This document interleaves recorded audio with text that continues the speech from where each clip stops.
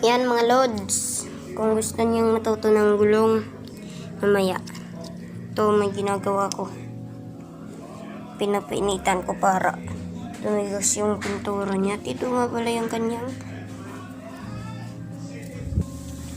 Ito nga pala yung kanyang ulo.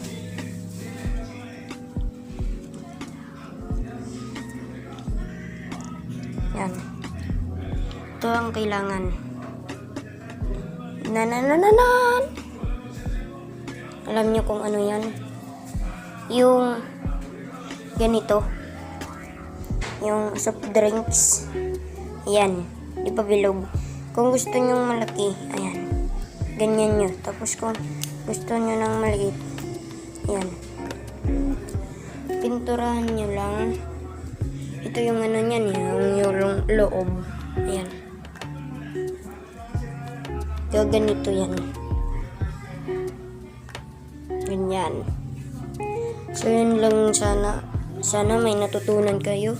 Dito lang muna. Pag lang to, pandagdag. So, bye-bye.